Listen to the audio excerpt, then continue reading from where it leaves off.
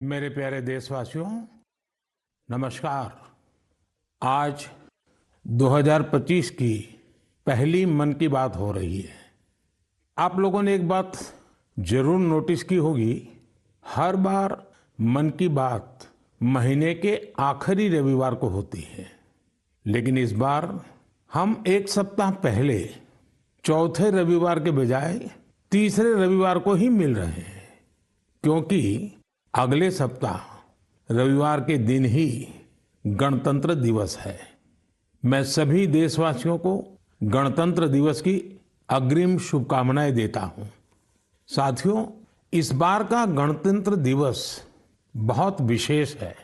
ये भारतीय गणतंत्र की 75वीं वर्षगांठ है। इस वर्ष संविधान लागू होने के 75 साल हो रहे हैं। मैं संविधान सभा के उन सभी महान व्यक्तित्वों को नमन करता हूं, जिन्होंने हमें हमारा पवित्र संविधान दिया। संविधान सभा के दौरान अनेक विषयों पर लंबी लंबी चर्चाएं हुई। वो चर्चाएं संविधान सभा के सदस्यों के विचार, उनकी वो वाणी हमारी बहुत बड़ी धरोहर है। आज मन की बात में मेरा प्रयास है कि आपको कुछ महान नेताओं की ओरिजिनल आवाज सुनाऊं। साथियों, जब संविधान सभा ने अपना काम शुरू किया तो बाबा साहब आम्बेडकर ने परस्पर सहयोग को लेकर एक बहुत महत्वपूर्ण बात कही थी। उनका ये संबोधन इंग्लिश में है। मैं उसका एक अंश आपको सुनाता हूं। So far as the ultimate goal is concerned, I think none of us need have any apprehensions. None of us need have any doubt. But my fear, which I must express clearly, is this. Our difficulty, as I said, is not about the ultimate future. Our difficulty is how to make the heterogeneous mess that we have today take a decision in common and march in a cooperative way on that road which is bound to lead us to unity. Our difficulty is not with regard to the ultimate. Our difficulty is with regard to the beginning. साथियों, बाबा साहब इस बात पर जोर दे रहे थे कि संविधान सभा एक साथ एक मत हो और मिलकर सर्वहित के लिए काम करे। मैं आपको संविधान सभा की एक और ऑडियो क्लिप सुनाता हूं। ये ऑडियो डॉक्टर राजेंद्र प्रसाद जी का है, जो हमारी संविधान सभा के प्रमुख थे। आइए डॉक्टर राजेंद्र प्रसाद जी को सुनते हैं। हमारा इतिहास बताता है और हमारी संस्कृति सिखाती है कि हम शांति प्रिय हैं और रहें। हमारा साम्राज्य, हमारी फतेह दूसरे तरह की रही है। हमने दूसरों को जंजीरों से, चाहे वो लोहे की हो या सोने की, कभी नहीं बांधने की कोशिश की। हमने दूसरों को अपने साथ लोहे के जंजीर से भी ज्यादा मजबूत मगर सुंदर और सुखद रेशम के धागे से बांध रखा है, और वो बंधन धर्म का है, संस्कृति का है, ज्ञान का है। हम अब भी उसी रास्ते पर चलते रहेंगे और हमारी एक ही इच्छा और अभिलाषा है। वो अभिलाषा ये है कि हम संसार में सुख और शांति कायम करने में मदद पहुंचा सकें और संसार के हाथों में सत्य और अहिंसा वो अचूक हथियार दे सकें जिसने हमें आज आजादी तक पहुंचाया है। हमारी जिंदगी और संस्कृति में कुछ ऐसा है जिसने हमें समय के थपेड़ों के बावजूद जिंदा रहने की शक्ति दी है। अगर हम अपने आदर्शों को सामने रखे रहेंगे तो हम संसार की बड़ी सेवा कर पाएंगे। साथियों, डॉक्टर राजेंद्र प्रसाद जी ने मानवीय मूल्यों के प्रति देश की प्रतिबद्धता की बात कही थी। अब मैं आपको डॉक्टर श्यामा प्रसाद मुखर्जी की आवाज सुनाता हूं। उन्होंने अवसरों की समानता का विषय उठाया। डॉक्टर श्यामा प्रसाद मुखर्जी ने कहा था, I hope, sir, that we shall go ahead with our work in spite of all difficulties and thereby help to create that great India, which will be the motherland of not this community, of that, not this class of it, but of every person, man, woman, and child inhabiting in this great land, irrespective of race, caste, creed, or community.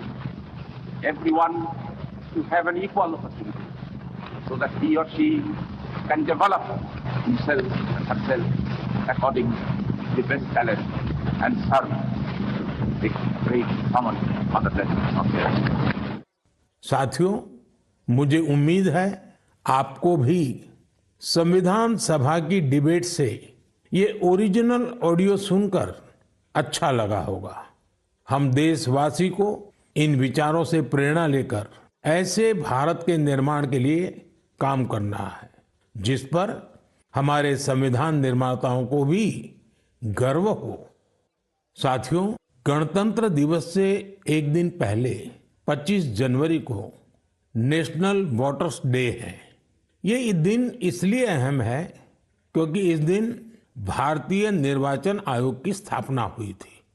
Election commission, हमारे संविधान निर्माताओं ने संविधान में हमारे चुनाव आयोग को लोकतंत्र में लोगों की भागीदारी को बहुत बड़ा स्थान दिया है। देश में जब 1951-52 में पहली बार चुनाव हुए तो कुछ लोगों को संशय था कि क्या देश का लोकतंत्र जीवित रहेगा, लेकिन हमारे लोकतंत्र ने सारी आशंकाओं को गलत साबित किया। आखिर भारत मदर ऑफ डेमोक्रेसी है। बीते दशकों में भी देश का लोकतंत्र सशक्त हुआ है, समृद्ध हुआ है। मैं चुनाव आयोग का भी धन्यवाद दूंगा जिसने समय समय पर हमारी मतदान प्रक्रिया को आधुनिक बनाया है, मजबूत किया है। आयोग ने जनशक्ति को और शक्ति देने के लिए तकनीकी शक्ति का उपयोग किया। मैं चुनाव आयोग को निष्पक्ष चुनाव के उनके कमिटमेंट के लिए बधाई देता हूं। मैं देशवासियों से कहूंगा कि वो ज्यादा से ज्यादा संख्या में अपने मत के अधिकार का उपयोग करें, हमेशा करें और देश के डेमोक्रेटिक प्रोसेस का हिस्सा भी बने और इस प्रोसेस को सशक्त भी करें।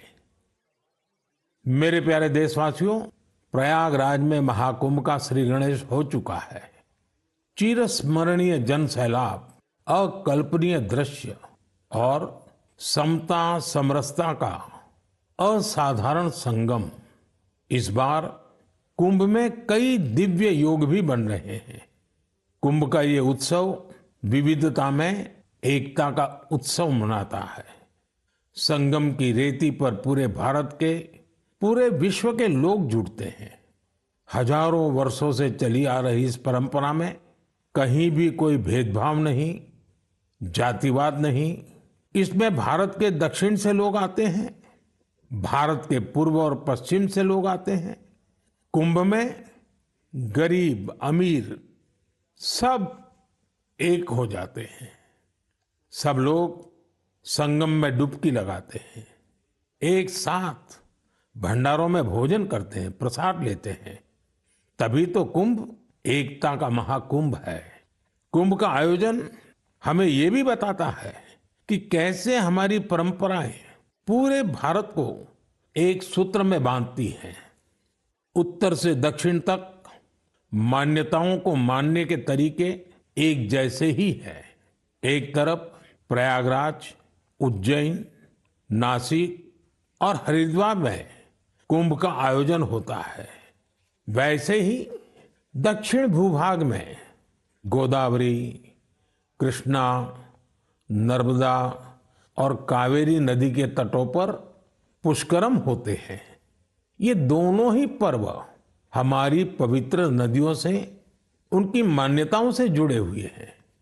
इसी तरह कुंभकोणम से तिरुक्कड़ियूर, कुड़वासल से तिरुचेरै अनेक ऐसे मंदिर हैं जिनकी परंपराएं कुंभ से जुड़ी हुई हैं। साथियों, इस बार आप सब ने देखा होगा कि कुंभ में युवाओं की भागीदारी बहुत व्यापक रूप में नजर आती है। और ये भी सच है कि जब युवा पीढ़ी अपनी सभ्यता के साथ गर्व के साथ जुड़ जाती है तो उसकी जड़ें और मजबूत होती हैं और तब उसका स्वर्णिम भविष्य भी सुनिश्चित हो जाता है। हम इस बार कुंभ के डिजिटल फुटप्रिंट्स भी इतने बड़े स्केल पर देख रहे हैं। कुंभ की ये वैश्विक लोकप्रियता हर भारतीय के लिए गर्व की बात है। साथियों, कुछ दिन पहले ही पश्चिम बंगाल में गंगा सागर मेले का भी विहंगम आयोजन हुआ है। संक्रांति के पावन अवसर पर इस मेले में पूरी दुनिया से आए लाखों श्रद्धालुओं ने डुबकी लगाई है। कुंभ, पुष्करम और गंगा सागर मेला हमारे ये पर्व हमारे सामाजिक मेलजोल को, सद्भाव को, एकता को बढ़ाने वाले पर्व है। ये पर्व भारत के लोगों को भारत की परंपराओं से जोड़ते हैं और जैसे हमारे शास्त्रों ने संसार में धर्म, अर्थ, काम, मोक्ष चारों पर बल दिया है, वैसे ही हमारे पर्वों और परंपराएं भी आध्यात्मिक, सामाजिक, सांस्कृतिक और आर्थिक हर पक्ष को भी सशक्त करते हैं। साथियों, इस महीने हमने पौष शुक्ल द्वादशी के दिन रामलला के प्राण प्रतिष्ठा पर्व की पहली वर्षगांठ मनाई है। इस साल पौष शुक्ल द्वादशी 11 जनवरी को पड़ी थी। इस दिन लाखों राम भक्तों ने अयोध्या में रामलला के साक्षात दर्शन कर उनका आशीर्वाद लिया। प्राण प्रतिष्ठा की ये द्वादशी भारत की सांस्कृतिक चेतना की पुनः प्रतिष्ठा की द्वादशी है। इसलिए पौष शुक्ल द्वादशी का ये दिन एक तरह से प्रतिष्ठा द्वादशी का दिन भी बन गया है। हमें विकास के रास्ते पर चलते हुए ऐसे ही अपनी विरासत को भी सहेजना है, उनसे प्रेरणा लेते हुए आगे बढ़ना है।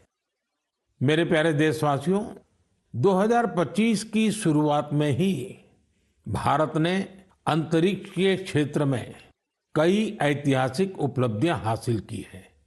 आज मुझे ये बताते हुए गर्व है कि एक भारतीय स्पेस टेक स्टार्टअप बेंगलुरु के पिक्सेल ने भारत का पहला निजी सैटेलाइट कॉन्स्टेलेशन फायरफ्लाई सफलतापूर्वक लॉन्च किया है। यह सैटेलाइट कॉन्स्टेलेशन दुनिया का सबसे high resolution hyper spectral satellite constellation है। इस उपलब्धि ने न केवल भारत को आधुनिक स्पेस टेक्नोलॉजी में अग्रणी बनाया है, बल्कि यह आत्मनिर्भर भारत की दिशा में भी एक बड़ा कदम है। ये सफलता हमारे निजी स्पेस सेक्टर की बढ़ती ताकत और इनोवेशन का प्रतीक है। मैं इस उपलब्धि के लिए पिक्सेल की टीम, इसरो और इन स्पेस को पूरे देश की ओर से बधाई देता हूं। साथियों, कुछ दिन पहले हमारे वैज्ञानिकों ने स्पेस सेक्टर में ही एक और बड़ी उपलब्धि हासिल की। हमारे साइंटिस्ट ने सैटेलाइट्स की स्पेस डॉकिंग कराई है। जब अंतरिक्ष में 2 स्पेस क्राफ्ट कनेक्ट किए जाते हैं तो इस प्रक्रिया को स्पेस डॉकिंग कहते हैं। यह तकनीक अंतरिक्ष में स्पेस स्टेशन तक सप्लाई भेजने और क्रू मिशन के लिए अहम है। भारत ऐसा चौथा देश बना है जिसने ये सफलता हासिल की है। साथियों, हमारे वैज्ञानिक अंतरिक्ष में पौधे उगाने और उन्हें जीवित रखने के प्रयास भी कर रहे हैं। इसके लिए इसरो के वैज्ञानिकों ने लोबिया के बीज को चुना। 30 दिसंबर को भेजे गए ये बीज अंतरिक्ष में ही अंकुरित हुए। ये एक बेहद प्रेरणादायक प्रयोग है जो भविष्य में स्पेस में सब्जियों उगाने का रास्ता खोलेगा। ये दिखाता है कि हमारे वैज्ञानिक कितनी दूर की सोच के साथ काम कर रहे हैं। साथियों, मैं आपको एक और प्रेरणादायक पहल के बारे में बताना चाहता हूं। आईआईटी मद्रास का एक्सटेम केंद्र अंतरिक्ष में मैन्युफैक्चरिंग के लिए नई तकनीकों पर काम कर रहा है। ये केंद्र अंतरिक्ष में 3D printed buildings, metal forms और ऑप्टिकल फाइबर जैसे तकनीकों पर रिसर्च कर रहा है। ये सेंटर बिना पानी के कंक्रीट निर्माण जैसी क्रांतिकारी विधियों को भी विकसित कर रहा है। एक्सटेम की ये रिसर्च भारत के गगनयान मिशन और भविष्य के स्पेस स्टेशन को मजबूती देगी। इससे मैन्युफैक्चरिंग में आधुनिक टेक्नोलॉजी के भी नए रास्ते खुलेंगे। साथियों, ये सभी उपलब्धियां इस बात का प्रमाण है कि भारत के वैज्ञानिक और इनोवेटर्स भविष्य की चुनौतियों का समाधान देने के लिए कितने विजनरी हैं। हमारा देश आज स्पेस टेक्नोलॉजी में नए कीर्तिमान स्थापित कर रहा है। मैं भारत के वैज्ञानिकों, इनोवेटर्स और युवा उद्यमियों को पूरे देश की ओर से शुभकामनाएं देता हूं। मेरे प्यारे देशवासियों, आपने कई बार इंसानों और जानवरों के बीच गजब की दोस्ती की तस्वीरें देखी होगी। आपने जानवरों की वफादारी की कहानियां सुनी होगी। जानवर पालतू हो या जंगल में रहने वाले पशु, इंसानों से उनका नाता कई बार हैरान कर देता है। जानवर भले बोल नहीं पाते, लेकिन उनकी भावनाओं को, उनके हाव भाव को इंसान भली भांति भांप लेते हैं। जानवर भी प्यार की भाषा को समझते हैं, उसे निभाते भी हैं। मैं आपसे असम का एक उदाहरण साझा करना चाहता हूं। असम में एक जगह है नौगांव। नौगांव हमारे देश की महान विभूति श्रीमद शंकर देव जी का जन्मस्थान भी है। यह जगह बहुत ही सुंदर है। यहाँ हाथियों का भी एक बड़ा ठिकाना है। इस क्षेत्र में कई घटनाएं देखी जा रही थी जहां हाथियों के झुंड फसलों को बर्बाद कर देते थे। किसान परेशान रहते थे, जिससे आसपास के करीब 100 गांवों के लोग बहुत परेशान थे। लेकिन गांव वाले हाथियों की भी मजबूरी समझते थे। उन्हें पता था कि हाथी भूख मिटाने के लिए खेतों का रुख कर रहे हैं, इसलिए गांव वालों ने इसका समाधान निकालने की सोची। गांव वालों की एक टीम बनी जिसका नाम था हाथी बंधु। हाथी बंधुओं ने सूझबूझ दिखाते हुए करीब 800 बीघा बंजर भूमि पर एक अनूठी कोशिश की। यहाँ गांव वालों ने आपस में मिलजुल कर नेपियर ग्रास लगाई। इस घास को हाथी बहुत पसंद करते हैं। इसका असर ये हुआ कि हाथियों ने खेतों की ओर जाना कम कर दिया। यह हजारों गांव वालों के लिए बहुत राहत की बात है। उनका ये प्रयास हाथियों को भी खूब भाया है। साथियों, हमारी संस्कृति और विरासत हमें आसपास के पशु पक्षियों के साथ प्यार से रहना सिखाती है। ये हम सभी के लिए बहुत खुशी की बात है कि बीते 2 महीनों में हमारे देश में 2 नए टाइगर रिजर्व्स जुड़े हैं। इनमें से एक है छत्तीसगढ़ में गुरु घासीदास तमोर पिंगला टाइगर रिजर्व और दूसरा है एमपी में राता पानी टाइगर रिजर्व। मेरे प्यारे देशवासियों, स्वामी विवेकानंद जी ने कहा था, जिस व्यक्ति में अपने आइडिया को लेकर जुनून होता है वही अपने लक्ष्य को हासिल कर पाता है। किसी आइडिया को सफल बनाने के लिए हमारा पैशन और डेडिकेशन सबसे जरूरी होता है। पूरी लगन और उत्साह से ही इनोवेशन, क्रिएटिविटी और सफलता का रास्ता अवश्य निकलता है। कुछ दिन पहले ही स्वामी विवेकानंद जी की जयंती पर मुझे विकसित भारत यंग लीडर्स डायलॉग का हिस्सा बनने का सौभाग्य मिला। यहाँ मैंने देश के कोने कोने से आए युवा साथियों के साथ अपना पूरा दिन बिताया। युवाओं ने स्टार्टअप्स, कल्चर, विमेन, यूथ और इंफ्रास्ट्रक्चर जैसे कई सेक्टर्स को लेकर अपने आइडियाज शेयर किए। यह कार्यक्रम मेरे लिए बहुत यादगार रहा। साथियों, कुछ दिन पहले ही स्टार्टअप इंडिया के 9 साल पूरे हुए हैं। हमारे देश में जितने स्टार्टअप्स 9 साल में बने हैं, उनमें से आधे से ज्यादा टियर 2 और टियर 3 शहरों से हैं। और जब ये सुनते हैं तो हर हिंदुस्तानी का दिल खुश हो जाता है। यानी हमारा स्टार्टअप कल्चर बड़े शहरों तक ही सीमित नहीं है। और आपको यह जानकर हैरानी होगी कि छोटे शहरों के स्टार्टअप्स में आधे से ज्यादा का नेतृत्व हमारी बेटियां कर रही हैं। जब यह सुनने को मिलता है कि अंबाला, हिसार, कांगड़ा, चेंगलपट्टू, बिलासपुर, ग्वालियर और वाशिम जैसे शहर स्टार्टअप्स के सेंटर बन रहे हैं तो मन आनंद से भर जाता है। नागालैंड जैसे राज्य में पिछले साल स्टार्टअप्स के रजिस्ट्रेशन में 200% से अधिक की वृद्धि हुई है। Waste management, non renewable energy, biotechnology और लॉजिस्टिक्स ऐसे सेक्टर हैं जिनसे जुड़े स्टार्टअप सबसे ज्यादा देखे जा रहे हैं। ये कन्वेंशनल सेक्टर्स नहीं है, लेकिन हमारे युवा साथी भी तो कन्वेंशनल से आगे की सोच रखते हैं, इसलिए उन्हें सफलता भी मिल रही है। साथियों, 10 साल पहले जब कोई स्टार्टअप के क्षेत्र में जाने की बात करता था तो उसे तरह तरह के ताने सुनने को मिलते थे। कोई ये पूछता था कि आखिर स्टार्टअप होता क्या है, तो कोई कहता था कि इसे कुछ होने वाला नहीं है। लेकिन अब देखिए, 1 दशक में कितना बड़ा बदलाव आ गया। आप भी भारत में बन रहे नए अवसरों का भरपूर लाभ उठाएं।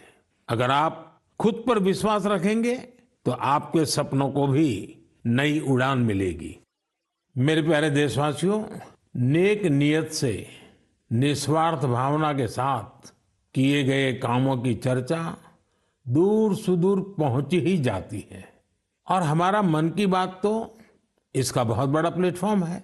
हमारे इतने विशाल देश में दूर दराज भी अगर कोई अच्छा काम कर रहा होता है, कर्तव्य भावना को सर्वोपरि रखता है, तो उसके प्रयासों को सामने लाने का ये बेहतरीन मंच है। अरुणाचल प्रदेश में दीपक नाबाम जी ने सेवा की अनूठी मिसाल पेश की है। दीपक जी यहाँ लिविंग होम चलाते हैं, जहाँ मानसिक रूप से बीमार, शरीर से असमर्थ लोगों और बुजुर्गों की सेवा की जाती है। यहाँ पर ड्रग्स की लत के शिकार लोगों की देखभाल की जाती है। दीपक नाबाम जी ने बिना किसी सहायता के समाज के वंचित लोगों, हिंसा पीड़ित परिवारों और बेघर लोगों को सहारा देने का अभियान शुरू किया। आज उनकी सेवा ने एक संस्था का रूप ले लिया है। उनकी संस्था को कई अवार्ड से भी सम्मानित किया गया है। लक्षद्वीप के कवरत्ती द्वीप पर नर्स के रूप में काम करने वाली के हिडुम्बी जी, उनका काम भी बहुत प्रेरित करने वाला है। आपको ये जानकर हैरानी होगी कि वो 18 वर्ष पहले सरकारी नौकरी से रिटायर हो चुकी हैं, लेकिन आज भी उसी करुणा और स्नेह के साथ लोगों की सेवा में जुटी हैं जैसे वो पहले करती थी। लक्षद्वीप के ही केजी मोहम्मद जी के प्रयास ये भी अद्भुत है। उनकी मेहनत से मिनिकॉय द्वीप का मरीन इकोसिस्टम मजबूत हो रहा है। उन्होंने पर्यावरण के प्रति लोगों को जागरूक करने के लिए कई गीत लिखे हैं। उन्हें लक्षद्वीप साहित्य कला अकादमी की तरफ से बेस्ट फोक सॉन्ग अवार्ड भी मिल चुका है। केजी मोहम्मद रिटायरमेंट के बाद वहां के म्यूजियम के साथ जुड़कर भी काम कर रहे हैं। साथियों, एक और बड़ी अच्छी खबर अंडमान और निकोबार द्वीप समूह से भी है। निकोबार जिले में वर्जिन कोकोनट ऑयल को हाल ही में जीआई टैग मिला है। वर्जिन कोकोनट ऑयल, उसको जीआई टैग के बाद एक और नई पहल हुई है। इस ऑयल के उत्पादन से जुड़ी महिलाओं को संगठित कर सेल्फ हेल्प ग्रुप बनाए जा रहे हैं। उन्हें मार्केटिंग और ब्रांडिंग की स्पेशल ट्रेनिंग भी दी जा रही है। ये हमारे आदिवासी समुदायों को आर्थिक रूप से सशक्त बनाने की दिशा में एक बड़ा कदम है। मुझे विश्वास है भविष्य में निकोबार का वर्जिन कोकोनट ऑयल दुनिया भर में धूम मचाने वाला है और इसमें सबसे बड़ा योगदान अंडमान और निकोबार के महिला सेल्फ हेल्प ग्रुप का होगा। मेरे प्यारे देशवासियों, पल भर के लिए आप एक दृश्य की कल्पना कीजिए।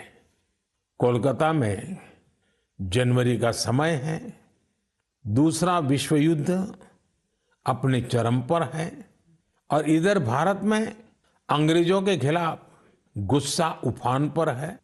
इसकी वजह से शहर में चप्पे चप्पे पर पुलिस वालों की तैनाती है। कोलकाता के बीचों बीच एक घर के आसपास पुलिस की मौजूदगी ज्यादा चौकस है। इसी बीच लंबा ब्राउन कोट, पैंट और काली टोपी पहने हुए एक व्यक्ति रात के अंधेरे में एक बंगले से कार लेकर बाहर निकलता है। मजबूत सुरक्षा वाली कई चौकियों को पार करते हुए वो एक रेलवे स्टेशन गोमो पहुंच जाता है।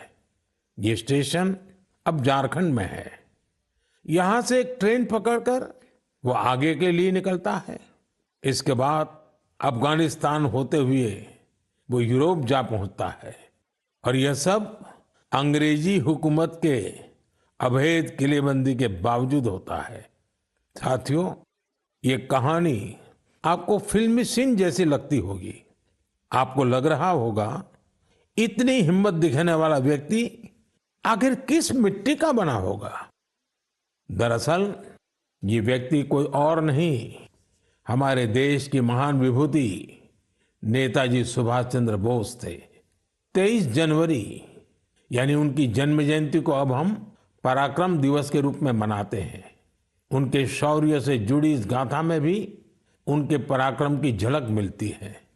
कुछ साल पहले मैं उनके उसी घर में गया था जहां से वे अंग्रेजों को चकमा देकर निकले थे। उनकी वो कार अभी वहां मौजूद है। वो अनुभव मेरे लिए बहुत ही विशेष रहा। सुभाष बाबू एक विजनरी थे। साहस तो उनके स्वभाव में रचा बसा था। इतना ही नहीं, वे बहुत कुशल प्रशासक भी थे। महज 27 साल की उम्र में वो कोलकाता कॉरपोरेशन के चीफ एग्जीक्यूटिव ऑफिसर बने और उसके बाद उन्होंने मेयर की जिम्मेदारी भी संभाली। एक प्रशासक के रूप में भी उन्होंने कई बड़े काम किए। बच्चों के लिए स्कूल, गरीब बच्चों के लिए दूध का इंतजाम और स्वच्छता से जुड़े उनके प्रयासों को आज भी याद किया जाता है। नेताजी सुभाष का रेडियो के साथ भी गहरा नाता रहा है। उन्होंने आजाद हिंद रेडियो की स्थापना की थी, जिस पर उन्हें सुनने के लिए लोग बड़ी बेसब्री से प्रतीक्षा करते थे। उनके संबोधनों से विदेशी शासन के खिलाफ लड़ाई को एक नई ताकत मिलती थी। आजाद हिंद रेडियो पर अंग्रेजी, हिंदी, तमिल, बांग्ला, मराठी, पंजाबी, पश्तो और उर्दू में न्यूज बुलेटिन का प्रसारण होता था। मैं नेताजी सुभाष चंद्र बोस को नमन करता हूं। देश भर के युवाओं से मेरा आग्रह है कि वे उनके बारे में अधिक से अधिक पढ़ें और उनके जीवन से निरंतर प्रेरणा लें। साथियों, मन की बात का ये कार्यक्रम हर बार मुझे राष्ट्र के सामूहिक प्रयासों से, आप सबकी सामूहिक इच्छा शक्ति से जोड़ता है। हर महीने मुझे बड़ी संख्या में आपके सुझाव, आपके विचार मिलते हैं और हर बार इन विचारों को देखकर विकसित भारत के संकल्प पर मेरा विश्वास और बढ़ता है। आप सब इसी तरह अपने अपने काम से भारत को सर्वश्रेष्ठ बनाने के लिए प्रयास करते रहें। इस बार की मन की बात में फिलहाल इतना ही। अगले महीने फिर मिलेंगे। भारतवासियों की उपलब्धियां, संकल्पों और सिद्धियों की नई गाथाओं के साथ। बहुत बहुत धन्यवाद।